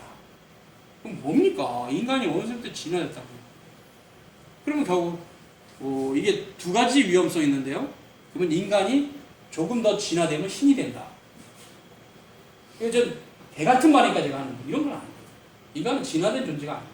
인간 자신은 원숭이와 전혀 궤를 같이 하셨는 궤도 자체가 다른 비슷해 보여도 이거 붙이면 안 돼요. 궤도 자체가 다른 원숭이와 인간은 차이가 있어요. 영원한 차이. DNA까지 비슷해도 DNA가 중요한 게 아니라 하나님의 그 형상을 부여받은 인간은 결국 원숭이하고 본질로 달라요. 그래서 인간의 형태가 이렇게 따로 있고 원숭이는 오히려 개나 고양이나 다른 모든 피조물과 동일한 그냥 동물입니다. 인간은 인간이고 그리고 이제 식물이 있고 무생물이 있고 이렇게 해서 이제 밥이 그가 나누고 있죠. 됐죠? 좀 넘어갑시다. 쭉 넘어가고요, 여러분. 넘어가고 9페이지를 보세요. 성경의 가르침을 따르면 이 두 가지 이성과 의지는 모두 사람의 마음에 뿌리를 둔다. 그죠? 그렇죠. 맞죠? 쭉 눈으로 여러분 보시고 좀 더 내려가세요. 좀 내려가고. 거기 맨 밑에에서 두 번째, 영원한 질서라는 동경. 이게 이제 인간에게 있다는 건데, 예. 거기 이제 좀 넘어가 보세요. 10페이지. 좀 넘어가고. 필요한 것만 좀 봅시다. 좀 넘어가서, 그 첫 번째부터 읽을게요. 제가. 감각적이여 지상적이여 유한하며 죽을 수밖에 없는 존재이면서도 동시에 영원한 것에 끌리고 그것을 향해 가게 되어 있다. 사람이 아내와 자녀와 집과 논밭과 부하와 재산을 아니 온 세상을 얻었다 하더라도 그 영혼을 잃어버리면 그 사람에게 아무런 유익이 없다. 이야, 굉장히 중요한 개념입니다. 이따 좀 찾아보고요. 마태복음은 온 세상을 다 얻는다 해도 한 사람의 가치보다 못하기 때문입니다. 자기 그 동생은 지우세요. 형제로 바꾸시면 답이 나와요. 자기 형제의 영혼을 구속할 만큼 또한 하나님께 그 형제를 위해서 속량금을 지불할 수 있을 만큼 재물이 많은 부자는 한 사람도 없다. 영혼을 구속하는 일이 너무도 귀한 일이므로 그 어떠한 피조물도 행할 수가 없다. 야, 중요한 개념이죠. 여러분 이런 개념 관련해서 여러분의 영혼은 어떻게 구속받는가를 설명해 드리겠습니다. 예수 그리스도의 말씀으로만 우리의 영혼을 구속받습니다. 결국 신자들이 따라가는 하나님의 말씀이에요. 주체적으로 하나님의 말씀을 사모하고 본인이 말씀에 대한 올바른 이해를 따라서 성경으로 들어가야지 답은 어느 누구도 본인의 영혼을 만족 못 시키고 구속할 수 없어요. 예수님만이. 여기 지금 예수님이 없지만 실은 그 얘기를 바비큐가 하려는 거죠. 그래서 마태복음 16장 26절을 먼저 보세요.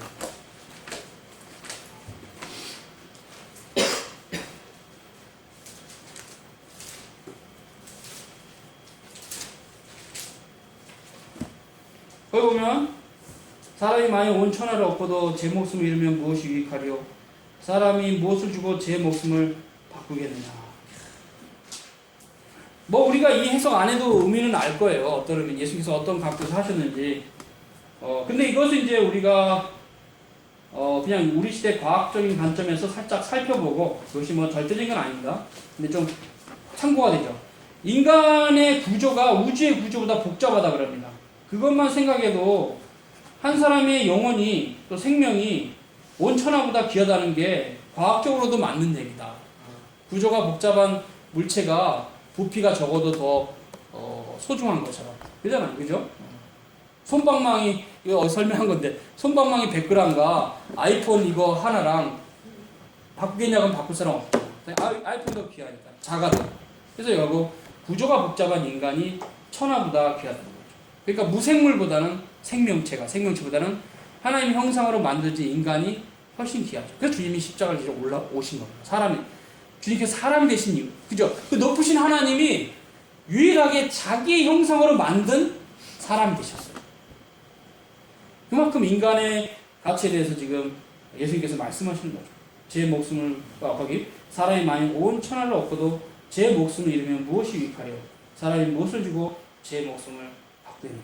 그때 바빈크는 이것을 어떻게 했어요? 영혼으로 번역했어요.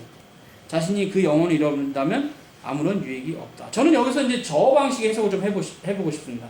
우리 시대에 정말, 그죠, 여기, 좋은 아내, 또 건강하게 태어난 자녀, 집과 많은 논밭, 보화, 재산, 아니, 온 세상을 얻었더라도 그가 영혼을 잃어버렸다는 것을 제 방식으로 해석하면 올바른 교리를, 하나님의 말씀을 잃어버렸다면 그 사람은 아무런 유익이 없어요. 그죠? 저는 그걸 그렇게 좀 내 방식대로 해석하고 싶어요. 이 본문은. 영혼을 잃어버린다는 것을 하나님의 형상을 잃어버린다면 아까 우리 둘이 이렇게 두 분하고 공부할 때 얘기지만 인간은 좀비다. 하나님의 형상을 잃어버린 인간은 좀비입니다. 그 영원한 거. 어거스틴이 얼마나 멋있는 말을 했어요. 인간은 하나님 안에서만 안식이 되는 존재다. 아무리 다른 천하를 얻어도 만족이 없어요, 인간은. 하나님의 형상으로만 만족하게 되어 있기 때문에. 그러니까 주님이 없으면 아무것도 없는 겁니다. 여러분은 주님의 말씀을 사모하고 주님을 알아가야 됩니다. 평생을 알아가도 바울 자신도 다 몰랐다는 말씀을 다 알고 있다고 하는 사람은 거의 거짓말하는 사람이에요. 일평생 하나님을 알기 위해서 노력하셔야 된다. 솔직히 여러분이 지금 이 시점이 젊은 나이가 아니에요. 개혁교회 성도들은 한 살서부터 요리문답 배우고 성경을 가르치고 또한 중고등학교 때는 철학서를 가지고 세상 철학을 정리 다 끝내고 이렇게 해서 자라니까 애들이 상당히 사상이 정리가 딱 돼가지고 흔들림이 없는데 이단은 들어올 수도 없고 세속 철학하고도 싸울 수 있는 인격들이 많은데 제대로 배운 개혁교회 성도들은 여러분 지금 이제 이 나이에 대해 겨우 방향만 조금씩 알아가는 거잖아요. 그러니까 오히려 여러분 시급하다는 거예요. 그런 유럽의 개혁주의 성도들보다는 뭐 유럽의 개혁주의 성도가 다 훌륭하다는 얘기는 아닙니다. 근데 그 중에서는 상당히 훌륭한 사람들이 많아요. 그러니까 거기서 나온 저작들이 한국에 있는 그냥 목사들 그냥 갖다 막 베끼고 쓰고 좋아하잖아요. 뭐 잘못됐더라도 그것도 좋아해. 그것도 사상이 깊으니까. 그런 형태가 뭐 마이클 호튼이나 뭐 이런 분들이 귀하게 한국에서 쓰임받는 이유도 로이드 존스 같은 수준도 그 정도 사상도 한국의 사람들은 보면 깜짝깜짝 놀랄 정도로 사상이 깊으니까. 왜? 어쨌든 간에 서구에서 기독교인으로 자란다는 것은 최소한 개혁교 성도들이라면 벌써 계속 그 훈련을 받거든요. 여러분도 그런 부분에 있어서 지금 이제 주님 앞에서 말씀을 사모해야 된다는 것이 방향이 잡혀간다면 계속 이제는 죽을 때까지 말씀만 사모해야 돼요. 그 다음 오해하지 마세요. 일용할 양식도 얻지 말라는 건 아니고 주기도문을 잘 해석하면 제 말이 이해가 돼요. 저는 주기도문을 깔고 하는 말입니다. 주기도문에 주님께서 너희가 기도 중에 그 외에 하나 있죠. 일용할 양식을 주옵시고. 그러니까 여러분이 일용할 양식을 구하는 부분은 반드시 필요한데 이제 많은 사람들이 진짜 기독교인이라고 하는 사람들까지도 돈을 버는데 하나님을 버릴지라도 돈을 벌겠다는 사람들이 있어서 제가 하는 말이에요. 어떻게 보면 여기 있는 분들한테 하는 말도 아니고 한국교회 하는 말이에요. 어떻게 주님을 알아가는 일을 뒷전으로 제쳐두고 돈을 더 많이 벌고 명예가 많은 길을 가고 권력을 잡고 사회적인 지위가 높은 길을 갈라 하는지 주의 말씀을 버리면서까지 그런 한국교회 기독교인에게 하는 말인데 여러분에게 하는 게 그러면 안 되죠. 그래서 하나님을 가장 소중히 여기고 그 안에서 주님께서 주시는 대로 살아가는 것이 신자의 도리죠. 그래서 거기 정리됐고요. 시편 49편 7절 9절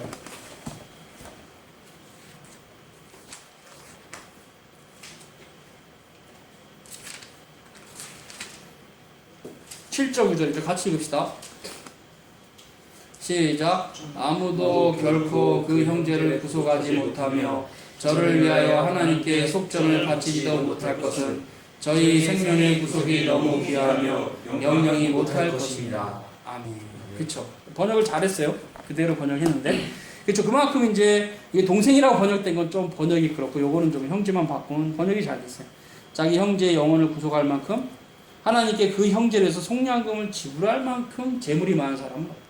우리가 좀 돈이 많아서 이웃에게 구제를 한다 그래도 그걸 자랑할 건 없어요. 그렇다고 그 사람을 영혼을 우리가 구속하는 게 아니니까. 영혼을 구속하는 일이 너무 고귀한 일이므로 어떠한 피조물도 행할 수 없다. 오직 예수님만 행할 수 있다. 그런 말입니다. 그죠? 예. 그래서 이제 조금 더 정리를 하고 넘어갑시다. 실은 다음 단락은 뭐 그렇게 중요한 게 별로 없어요. 그것은 여러분이 좀 집에서 읽어보시고 과학에 대한 얘기인데 그 과학, 그러니까 학문에 대한 얘기예요. 그러니까 정확하게 얘기하면 학문 소중하다. 그것도 하나님께로부터 온 거다. 존중해야 된다. 그 얘기를 지금 바비가 이 단락에서는 하고 있어요. 근데 또 한마디 더 하죠. 이 세상 지혜는 하나님이 보시기에 어리석다. 그리고 오히려 또 다른 부분에서 철학도 경계하고. 그래서 결국 우리가 이런 걸 통해서 아는 것은 세상의 지혜의 소중함을 우리가 알고, 근데 그것이 절대화시키지 않고 하나님 말씀 앞에서 비추어서 한계도 알고, 요걸 말해요. 정리됐죠? 세상의 학문에 대해서 무시하지 마라. 그러면 푼더멘탈이 되니까. 존중해라. 과학적 지식은 우리에게 삶의 윤택감도 좋고 인정한다. 그러나 거기에 매몰돼서 그것이 하나님보다 더 높다고는 생각하지 마라. 바빙크 논지는 이거예요. 이해되죠? 그래서 그것이 빛들의 아버지께로부터는 존중할 것이지만 그러나 바울은 어떤 본문에서는 험한 거다. 이렇게 말합니다. 그래서 과학이나 철학이나 지식이 하나님에 대해서 일부 비춰주는 게 있지만 그것은 결국은 한계가 있다. 그걸 말하고 있어요. 11절 보세요. 시간이 다 돼가는데. 봅시다. 첫째, 11페이지 밑에서 하나, 둘, 셋, 넷, 다, 열, 11배 줄. 봤죠? 첫째, 보세요. 과학이나 철학은 언제나 특별한 성격을 지니고 있어서 소수만의 전유물이 되어버릴 수 있기 때문이다. 그쵸? 이 점에서 한계가 있다는 거예요. 자, 뭐 양자역학을 공부하거나 그 수학으로 풀거나 할 수 있는 사람은 전 인류 중에서 0.00001%도 안 돼. 그렇잖아요? 그죠? 양자역학을 수학으로 풀 수 있는 사람. 아인슈타인이 상대성 이론을 얘기했는데, 아인슈타인은 전체 인구 중에서 오로지 그 사람 한 사람 유일해. 물론 그 사람을 따라갔던 이제 후학들은 따라갔지만, 그 후학들이라는 게 전체 세상의 인구 중에서는 극히 소수죠. 그래서 바빙크가 과학이나 철학은 언제나 특별한 성격을 지니고 있어서 소수만의 전유물이 되어버린다. 그래서 결국 어떤 소수는 전생애를 그 배움에 몰두하지만 또 그래도 그들도 그 학문의 작은 부분만 알고 있지 모든 걸 다 알지는 못한다. 맞죠? 그렇죠?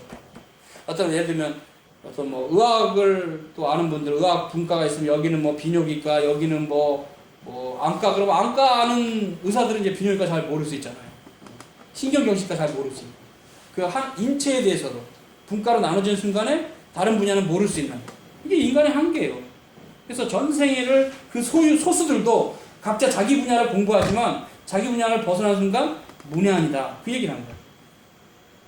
그렇기 때문에 지식이 아무리 만족을 준다 한들 이처럼 특별하고도 제한된 성격 때문에 창조 시의 인간 본성에 심겨졌던 각 사람에 있는 그 전반적인 깊은 필요들은 절대로 만족을 못 시켜요.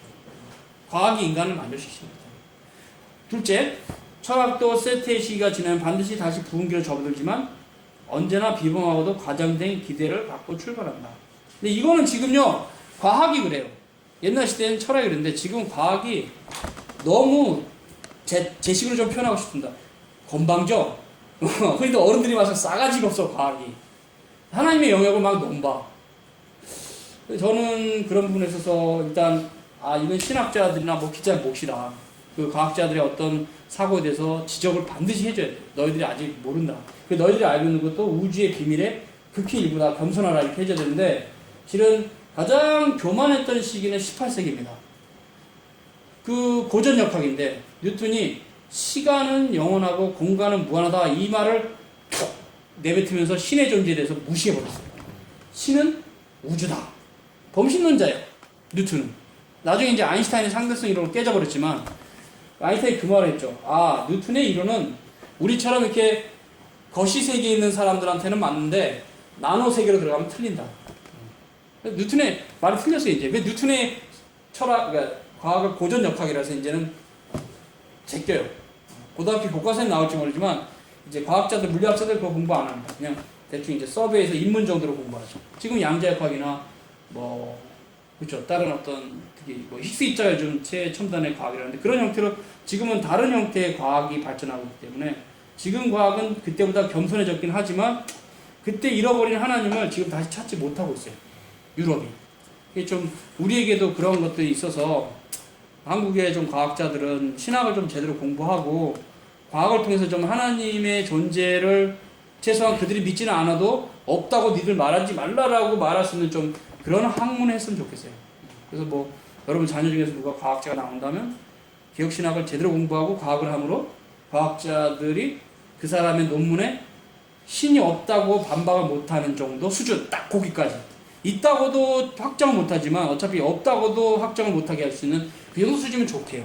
근데 자꾸 신이 없다는 게 학문적으로 정리가 돼버리면 이거 예수 믿는 사람들이 자꾸 흔들려요. 목사님 하나님 없으면 어떻게 해요? 이렇게. 근데 아닙니다. 우리 하나님 존재하십니다. 근데 그런 부분에서 참 눈물이 나요. 분명히 하나님의 말씀을 보고 분명히 하나님 계시는데 이제 자꾸 세상의 과학이 너무너무 발전하면서 자꾸 성경을 파기시키는 거예요. 이거 하나님 말씀 아니야? 뭐 이런 식으로. 여러분 분명히 그냥 흔들리지 마세요. 이거 하나님 말씀 맞습니다. 정확무. 축자 영광까지 받아야 됩니다. 그거 거부하는 순간 바로 우리는 미신으로 타락합니다. 기독교는. 그래서 기독교가 유일한 종교고 참다운 종교 되려면 신과 성경부터 하나님 말씀을 우리가 믿고 가야 돼요. 그렇지 않으면 칼바르트처럼 이건 하나님 말씀 아니야. 내가 딱 지금 이게 하나님 말씀이 이런 식이 거의 찰나적 말씀 이런 식. 말트 신학을 내가 얘기하는 시간 아니니까 그렇게만 얘기하는데 그런 식으로 해서 하나님 말씀을 호도하면 안 됩니다. 그래서 이런 형태가 제가 많이 얘기하는 것은 누가 자꾸 성경이 하나님 말씀이 아니라 그러면 제가 그 얘기를 해요. 너 왜 그렇게 생각하니? 그러면 그 사람 그 얘기해요. 아니 인간이 어떻게 높으신 하나님의 말씀을 무호하게 기록할 수 있느냐? 근데 그 사람 딱 짓습니다. 너 예수님이 무호한 분인지 믿어? 아멘이요.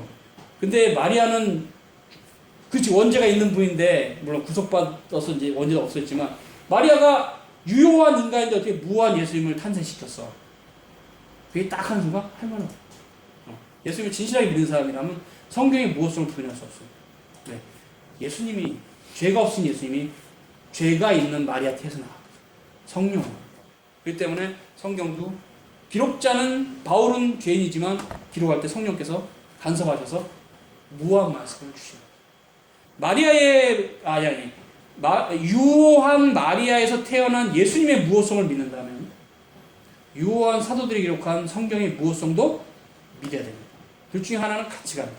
절대로 그걸 하나를 버리면 하나를 또 버리게 돼 있어요.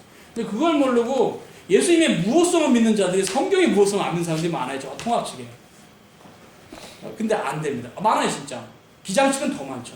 네, 그 사람들 아예 예수님의 무호성도 안 믿을 수 있는데 안 됩니다. 예수님의 신성과 인성을 우리가 부인할 수 없듯이 예수님에 대해서 기록한 성경의 무호성도 굳건히 붙잡고 있어요. 성경은 단 한 자도 신적 권위로 기록하지 않는 본문이 없어요. 그래서 사분학이 굉장히 중요한 겁니다. 한자 한자 순서까지도 하나님이 내신 거기 때문에 사분학이 중요합니다. 물론 이제 사분학이 뭔지는 좀 나중에 얘기합시다. 근데 어찌됐든 간에 그런 형태가 해서 우리가 성경 본문을 소중히 여기고 또 그런 본문에서 하나님의 말씀을 계속 사모하는 것이 필요하겠죠. 그래서 정리합시다. 셋째 보세요. 철학이나 과학이 지금 성취할 수 있는 정도 훨씬 더 확실한 상태에 도달하더라도 여전히 사람의 마음에 만족을 주지 못한다. 즉 덕이 없기 때문에. 자, 그러죠. AI, 즉 AI 알죠? AI 그 인공지능이 과연 하나님을 찬송할 수 있을까? 그죠? 창의적이지 있을까? 덕이 있을까? 없을 겁니다. 인공지능이 가난한 자를 보고 구제를 할 수 있을까? 없을 겁니다. 인공지능은 어떤 경우도 십계명을 행할 수 없어요. 인공지능은 그냥 인공지능.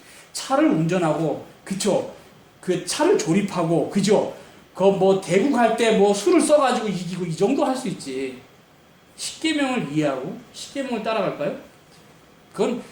그거는 중생하지 않는 기독교인이 아닌 일반 세상 사람도 못하는데 오직 성령으로 중생한 신자들만이 할 수 있는 게 십계명을 지키는 건데 어떻게 인공지능이 십계명을 이해하고 따라가겠어요?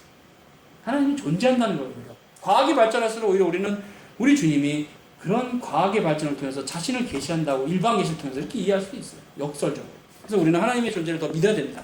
마찬가지입니다. 이제 그래서 덕이 없어요. 기계는. 그렇죠? 그리고 또 넘어가서 예술도 마찬가지입니다. 예술 중간에 예술도 하나님의 선물입니다. 그런데 뭐라 했어요? 예술의 한계는 왜 뭐라 그랬냐면 13페이지 가세요. 자, 셋째 줄. 예술은 저기 너머에 있는 가나안을 보여주긴 하지만 우리를 가나안으로 이끌지 못합니다.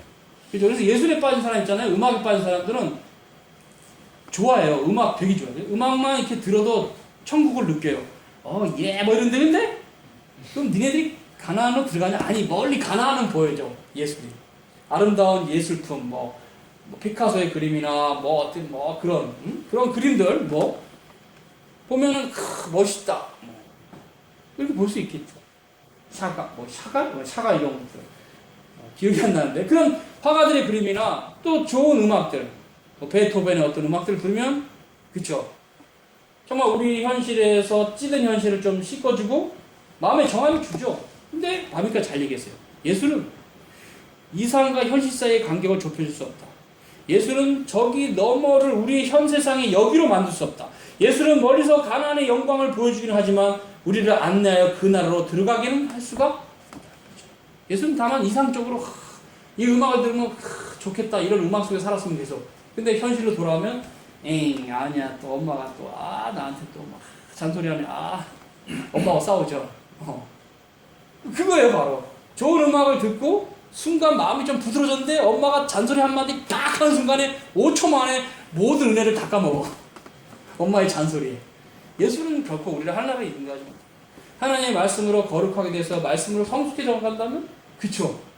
부모의 구사리도 어머니 괜찮습니다. 그렇게 할 수 있겠죠. 하나님 말씀밖에 없어요. 하나님 말씀. 결국 이게 굉장히 중요한 개념이에요. 예수님은 우리를 그분 자신의 나라로 이끄시죠. 즉 신의 성품에 참여하게 해주시죠. 우리를 하여금 균형을 담게 해주시죠. 예수님 자신 우리를. 근데 예술은 그 아름다운 선율을 통해서 우리 마음을 잠깐 동안은 차분하게 해주지만 그 음악이 끝나고 현실로 돌아온 순간 다 깨진다. 예술의 한계. 잘 얘기하고 있어요. 그래서 우리를 안내하여 그 나라로 들어가기도 못하고 그리고 쭉 넣어. 예술은 대단한 것이다. 하지만 전부는 아니다. 그 분야에 뛰어난 사람이 한때 그렇게 불렀으나 예술은 가장 거룩하고 가장 순간롭고 유일한 종교도 인간의 유일한 구원도 아니다. 예수님밖에 없습니다. 끝. 문명, 문화, 인도주의, 사회의 삶 역시 사람의 최고의 선은 아닙니다. 쭉 내려가세요. 그래서 결국 이제 이런 부분간에서 이제 인간성이 좀 좋아져서 현 시대가 뭐 민주주의도 오고 상당히 뭐 고아와 가부도 돌아보기 좋은 게 있는데 나쁜 것도 있다는 거죠. 그죠? 배금주의, 매춘, 알코올 중독 이런 게 있다는 거예요. 그래서 현대 시대가 일반적으로 처우가 개선이 됐지만 옛날보다 많이 인권도 많이 올라가고 근데 또 옛날보다 좋아지면 있는 게 또 나쁜 것도 물론 저는 생각하지 못한 나쁜 게 생겼어요. 배금주의 같은 거. 옛날 조선시대에는 선비들이 다 쓴 나라라서 배금주의가 없어요. 돈을 사랑하는 사람 아주 저지스러운 사람이에요. 근데 지금은 실용주의 사회가 되니까 돈이 최고야. 매춘, 알코올 중독. 옛날에는 거의 없었죠. 옛날에 마약 중독 이런 게 조선시대에 없었어요. 이조시대는. 근데 지금 마약 중독 많잖아요. 그래서 결국 바비큐가 이제 당혹스럽다는 거예요. 우리가 과연 발전하는 것인가, 퇴보하는 것인가. 당혹스럽다 이렇게 얘기하고 있어요. 여기서 이제 우리가 역사에 대한 이야기를 좀 하고 넘어갑시다. 시간이 좀 가더라도. 그리고 마칠 수 있는데, 시간이 지나면.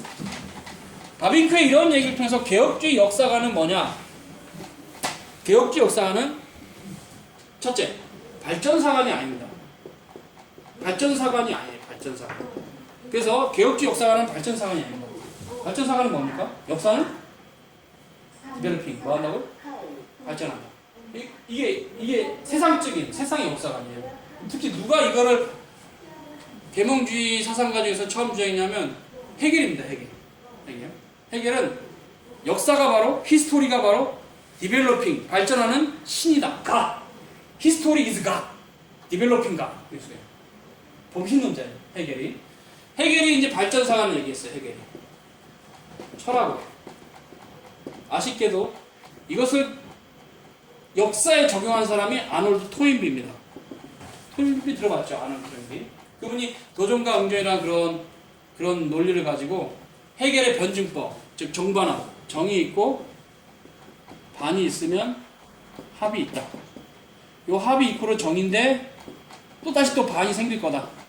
그럼 여기 다시 여기 다시 합이 생길 거다. 요 합이 정인데 또 반이 생길 거다. 요 다시 또 합이 생긴다. 요 합이 정인데 또 반이 생긴다. 이게 정반합이에요. 인류 역사는 정반합의 역사다. 변증법이에요. 여러분이 이렇게 지금 생각하고 살면 헤겔의 제자들입니다. 사상을 어디를 따라가느냐 그 사람 제자예요. 우리 주님의 사상을 따라가 우린 주님의 제자입니다. 사도 바울의 사상을 따라가 우린 주님의 제자입니다. 근데 이렇게 세속 철학의 사상을 따라가면 철학의 제자입니다. 여러분은 어디의 제자입니까? 지금 이 강의를 듣기 전에는 어디 제였습니까? 역사가 발전한다고 보십니까? 저는 역사가 발전한다고 보지 않아요. 퇴보한다고 보지 않아요. 저가 아는 개혁주 신학에서는 변화할 뿐이다. 변화할 뿐이다. 역사는 발전하거나 퇴보하는 게 아니라 그냥 변화무쌍한 겁니다. 하나님이 그렇게 하십니다. 그래서 어거스틴 한 얘기가 있죠. 하나님 자신은 변화가 없으시면서 만물을 변화시키는 분, 그분이 하나님입니다. 그래서 역사는 변하는 겁니다. 그래서 이제 우리가 이제 이런 관점에서 한번 교과서를 돌아갑시다. 옛날의 교과서, 석기시대. 그죠? 석기는 두 가지 석기시가 있죠? 구석기, 신석기. 그죠? 그리고 청동기. 그죠? 그리고 이제 철기. 그죠? 그리고 지금 플라스틱기. 지금 플라스틱이잖아요. 플라스틱이잖아요. 자, 다 플라스틱, 거의 플라스틱. 저것도 플라스틱, 거의 플라스틱. 플라스틱이 없으면 살 수가 없어요, 지금. 근데 이걸 발전해 보는 것이 여러분이 교과서 배운 거예요. 중고등학교 때. 아닙니다. 아담 시대일 수 있는데 석기 시대가 아담은 여러분보다 훨씬 똑똑해요. 900년을 살았어요. 훨씬 건강해요. 아담이 동물의 이름을 다 지어주고 다 기억했어요. 우리 인간이 어떤 면에서 퇴보했기 때문에 기록이 발생한 거예요. 기억력이 퇴보하고 기록을 했어요. 자꾸 잊어버리니까. 오래 못 사니까. 근데 기억력이 엄청 좋고 아담. 그리고 900년을 사니까 기술의 뭐 축적을 위해서 기록을 남길 이유가 없는 거예요. 그러니까 그렇게 접근하면 석기 시대였던 아담 시대가 원시인이라 그래서 지금 시대보다 퇴보된 시대라고 꼭 보지는 않아요. 그냥 다르다.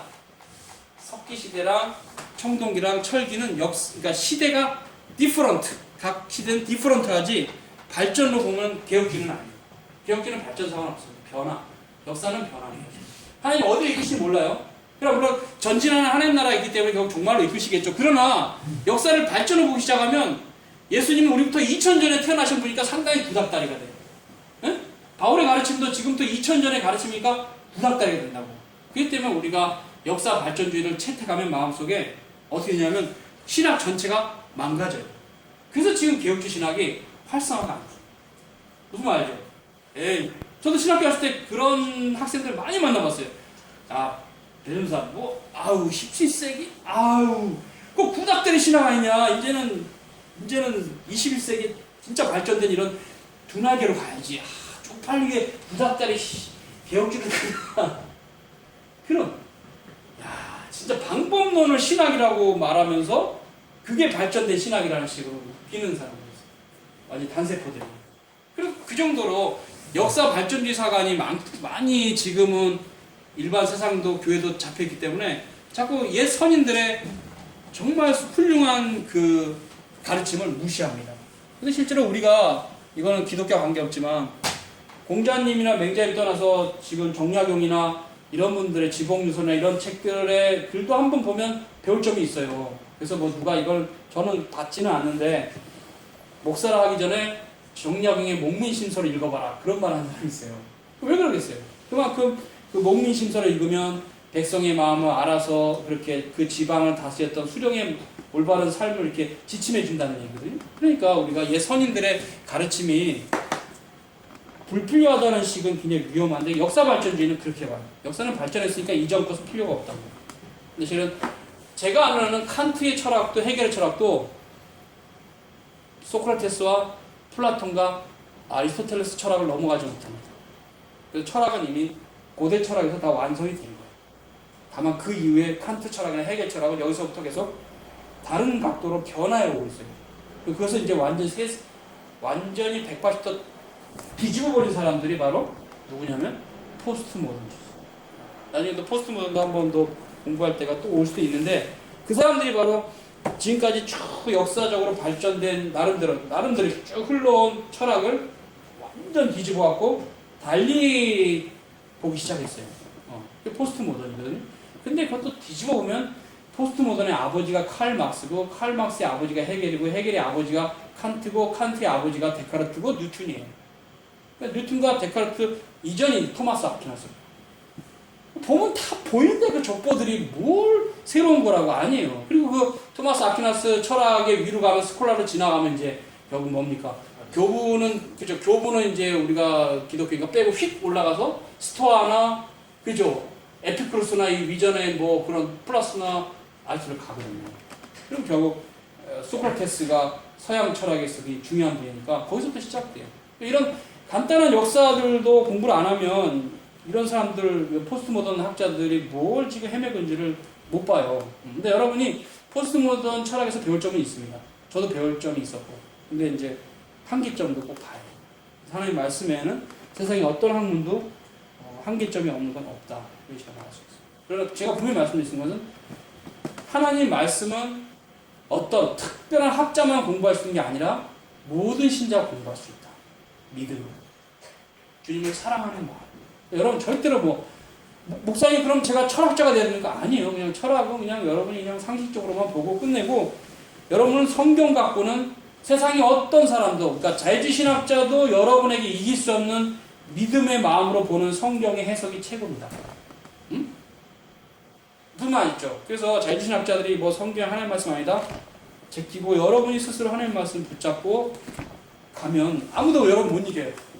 그러니까 여러분이 절대 성경은 특별한 학자들만 공부할 수 있는 건 아니다. 그분들은 당연히 공부해서 가르치는 사람들이니까 더 많이 공부를 해야 되겠지만 주변 지식도 알고, 그러나 성도도 하나님 말씀을 올바로 그러니까 알아가는 법을 배우기 시작하면 그분은 이제 성경을 통해서 하나님 말씀을 알아갈 수가 있다. 일반 신자라도. 이게 뭐 전후가가 아니고 평범한 모든 노말 피플이라면 누구나 믿음으로. 근데 믿음이 없으면 이게 이해가 됩니다. 믿음이 중요하지 지식을 많이 쌓은 것이 중요하지 않다. 그래서 바비가 그 얘기를 하죠. 나하고 가장 공부를 많이 하지 않은 신실한 성도하고 지식의 본질은 같다. 나는 다만 양이 많을 뿐이다. 바비가 그 얘기를 했어요. 응? 본질이 같다는 건 뭐예요? 이만큼 알던 다 퀄리티는 똑같다는 얘기예요. 다 하늘나라 가는 지식이라는 얘기예요. 다만 나는 가르쳐야 되는 사람이니까 지식이 좀 많을, 양에 있어서 그 사람과 차이가 있을 뿐 에센스가 그 사람과 내가 차이가 없다 그랬어요. 바비가. 무학자들에게. 그 대학자가. 그게 중요해요. 그러니까 뭡니까? 하나님 아는 지식은 믿음으로 알아가는 지식이지 학문으로 알아가는 지식이 아니에요. 오직 믿음으로. 여러분 이제 원체 한국교회는 기초 지식도 기초 교리도 배운 적이 없기 때문에 이게 좀 상당히 대단한 것처럼 여기지만 여러분이 교리를 살피고 나서는 이제 말씀 안에서 말씀이 얼마나 대단한지를 경험하셔야 하나님 말씀. 그래서 여러분 지금 교리 배우는 거 딱딱하더라도 좀 따라오시고 좀 긴 시간 걸리더라도 그래서 교리적인 체계를 잡고 이제 말씀으로 들어갈 때가 있기를 바랍니다. 기도하겠습니다. 거룩하신 주님 감사합니다. 오늘 또 하나님의 큰일 최고의 선의 중간 부분까지 살폈습니다. 또 계속 이어지는 시간 우리 주님 축복해 주시길 바라고 예수님의 이름으로 기도합니다. 아멘.